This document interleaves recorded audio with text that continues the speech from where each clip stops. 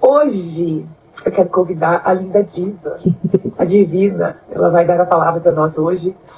A diva é uma bênção, diva, que o Senhor te abençoe, que você possa ministrar sobre nós tudo que o Senhor já derramou no seu coração. Amém. Seja bem-vinda. Amém. Obrigada, Nani. Estamos aqui então nessa manhã. Obrigada, Nani. Gostaria de agradecer a Manu, não sei se a Manu está aqui hoje, pela oportunidade de estar aqui conversando com vocês mais uma vez. É uma honra poder estar compartilhando da palavra. E quando a Nani passou para mim o devocional, era o mesmo devocional que eu fiz na vez passada. Então, se você esteve aqui na vez passada, o tópico é o mesmo. Mas aí eu falei para a Nani, vou ter que ler esse texto de novo, porque eu não vou ser preguiçosa e usar a mesma palavra. Vamos ver o que o Senhor quer dizer conosco nessa manhã. E quando eu estava lendo esse texto, ele está em Marcos, de 22 a 34. Vou falar a história rapidinho, só em caso de ter alguém aqui que não conhece a história. Resumir bem rapidinho. É sobre uma mulher que tinha uma hemorragia de sangue. Ela já tinha essa hemorragia há 12 anos. E naquela época, na época de Jesus, quando você tinha uma doença dessa maneira, você era excluída da sociedade, pela sua família, humilhada, rejeitada. A mulher passava por muitas coisas difíceis e ela já estava com isso há 12 anos, sem resolução. E um dia ela escuta que Jesus ia passar por perto dela e ela vai até Jesus e ela tinha uma fé tão grande que ela decide tocar na orla, na beirinha da roupa de Jesus, da túnica de Jesus, e ela é curada ali. E quando eu estava relendo aquele texto ontem, algo me chamou a atenção, e eu vou ler com vocês que está aqui no versículo 30, que diz assim: E logo Jesus, conhecendo que a virtude saiu de si, ele voltou-se para a multidão e disse: Quem tocou nas minhas vestes? Então ele volta para a multidão, ele tem que parar ali naquele momento, e ele faz essa pergunta. E ele parou porque na verdade ele estava indo para outro lugar, ele estava indo atender uma emergência de uma menina que estava praticamente morrendo. Então aqui, o que me chamou a atenção é que muitas vezes a gente acha que Deus está ocupado demais para parar pelos nossos problemas. Que existem pessoas que de repente são mais importantes do que nós, ou às vezes até que o nosso problema é pequeno demais para que a gente possa buscar a Jesus. Mas aqui em Marcos 5 nos mostra que Jesus, na verdade, ele não mede, graças a Deus, as pessoas pelo tamanho do problema, ou pelo tamanho da dor. Ele para. Ele sempre tem tempo para parar, porque nós não somos apenas uma pessoa a mais no meio de uma multidão, mesmo que todo mundo esteja pedindo alguma coisa. Mas eu percebi que o milagre, ele começou, na verdade, antes daquele toque. Antes dela tocar ali na barrinha só das vestes de Jesus. Então, eu vi que o milagre, ele começou numa decisão. E foi a decisão dessa mulher sair dali, da onde ela estava, da casa, ou da onde ela estava se hospedando, para ir ao encontro de Jesus. E a gente vê que a fé, ela não começa no resultado, depois que Deus atende, ou às vezes que ele não atende. Às vezes ele nos diz não, nos diz espera, mas ele não começa ali no resultado. A fé, ela começa com uma decisão. A decisão de obedecer, a decisão até mesmo de enxergar qual que vai ser o resultado daquilo que a gente está buscando. E ela poderia ter pensado que ela não ia aquele dia, porque afinal de contas já eram 12 anos, ela provavelmente já tinha tentado outras alternativas, provavelmente as humilhações eram muitas, ela poderia de repente ter se escondido com medo da humilhação, da rejeição, mas naquele dia que ela ouviu falar de Jesus, ela decidiu que a dor que ela vinha sofrendo por 12 anos não ia mais decidir a vida dela por ela. E eu acredito que de repente nessa manhã existem mulheres aqui nessa live vivendo exatamente isso, que não é mais o Senhor quem tem dirigido a sua vida, mas o seu problema ou a sua dor. Então, às vezes essa dor e esse problema decide até mesmo se a gente vai orar ou não, se a gente vai ler a palavra ou não, se você vai servir ou não. E às vezes decide até mesmo como a gente enxerga a nós mesmos. Mas existe um Deus que nos pergunta: quem está governando a sua vida? Será que é essa dor, esse problema, ou a esperança que Ele tem para nos oferecer? Porque uma fé verdadeira, ela não é ausência do medo. A fé é decidir continuar caminhando mesmo sentindo o medo. E essa mulher, ela decidiu que a vergonha não ia ter a última palavra na vida dela. E existe um detalhe aqui que na verdade sempre me emociona, porque realmente a lei dizia que ela era uma mulher impura, julgada, rejeitada. Mas mesmo assim, ela vai. Ela foi ao encontro com Jesus. Porque às vezes chega momentos na nossa vida que a nossa necessidade por Jesus, ela fica maior do que o nosso problema. Maior que o nosso medo, que a nossa vergonha, que a opinião das pessoas sobre a nossa vida.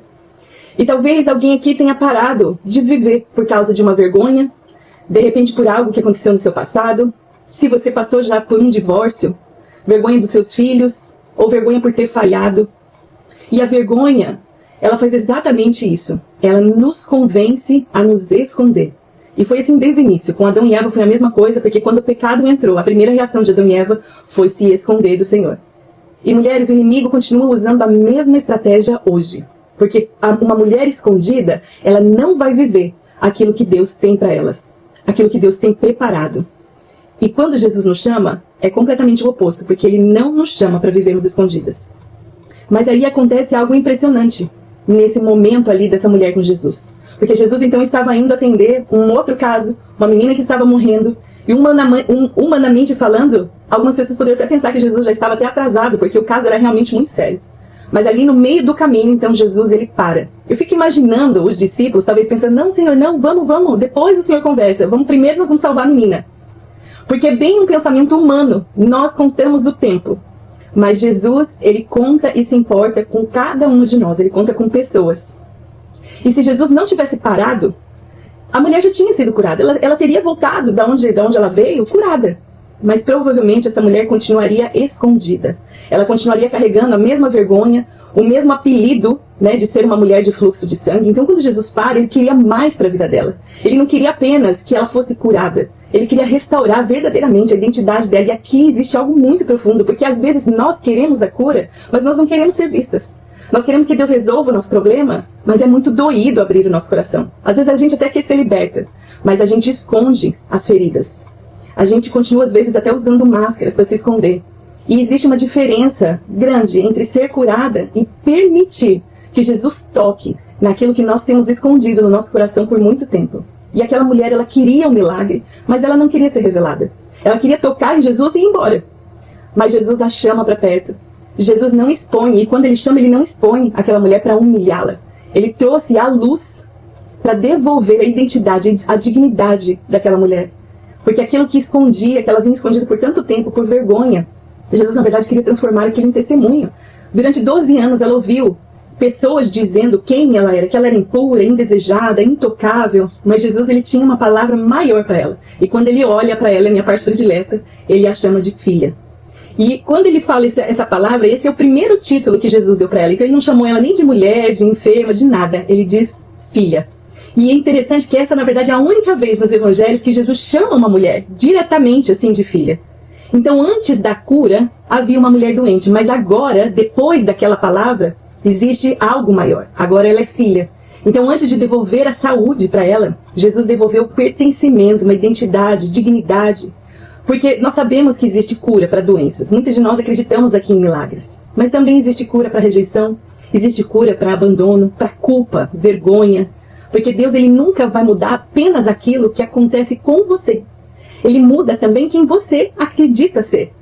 E talvez você esteja pedindo que Deus mude uma circunstância. Mas, de repente, o Senhor quer mudar primeiro a identidade com que você enfrenta ou tem enfrentado essa circunstância. Porque uma mulher segura, uma mulher curada, ela pode se sentir segura, mas ela também pode se sentir insegura se ela ainda acreditar nas mentiras que você de repente tem ouvido há tanto tempo. Então nós sabemos que Jesus, ele tinha um compromisso, alguém estava morrendo, mas mesmo assim, ele interrompe o caminho. Porque as pessoas, na verdade, nunca foram interrupções para Jesus. E é por isso que ele para. Nós aqui tratamos muitas vezes as pessoas com interrupções. Não temos tempo de responder mensagem de WhatsApp, às vezes de cumprimentar, depois eu converso. Mas na verdade Jesus não faz isso, Jesus não ignora as pessoas. Talvez você esteja pensando, mas existem tantas pessoas orando, digo, por que Deus ouviria justo a minha oração? Porque para Jesus você não é apenas mais uma.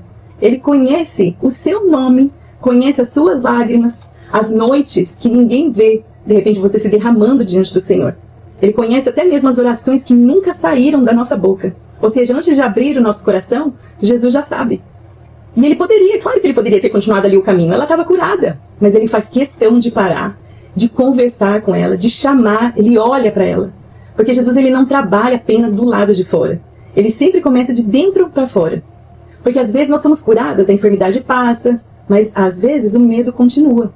O casamento pode melhorar, mas a rejeição pode permanecer. A situação financeira pode melhorar, mas a ansiedade continua nos governando. E Jesus, ele não quer apenas resolver os problemas. Ele também quer nos restaurar. E é por isso que ele não foi embora e ele para. Porque ele não faz um milagre pela metade. Muitas de nós, às vezes, pensamos que nós precisamos apenas de uma resposta. Mas a verdade é que Deus quer fazer algo muito maior. Ele quer nos restaurar. Porque pessoas que chamaram aquela mulher de impura também precisavam ver que ela foi restaurada, que ela ia ser colocada de volta na sociedade, a dignidade dela devolvida. De repente a doença chamou aquela mulher de fracassada. A sociedade pode até nos chamar de invisível muitas vezes. Mas Jesus nos dá um novo título, porque nós somos filhas. E quando Jesus nos enxerga, verdadeiramente, tudo ao nosso redor começa a mudar. Porque como filhas, nós não precisamos tentar provar o nosso valor, não precisamos provar que nós pertencemos. Como filhas, a gente só acredita, a gente descansa, a gente aproveita aquilo que nós temos direito.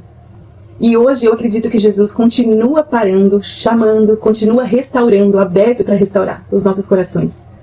Agora a pergunta é, você está disposta a sair do seu esconderijo? Porque o mesmo Jesus que parou naquela estrada, está passando aqui hoje, por essa manhã. E ele continua chamando nós mulheres, pelo nome, não que a sociedade coloca, mas pelo nome que ele escolheu, nos dá. E além do nosso nome, nós temos esse título de filha. Nós somos filhas. Eu gostaria de orar com você e, além de você fechar os seus olhos, eu gostaria que você colocasse a mão no seu coração, não porque exista poder literalmente na sua mão, mas porque muitas vezes é aqui que estão feridas que ninguém vê. Então feche os seus olhos e eu gostaria de fazer uma oração profética sobre a sua vida hoje.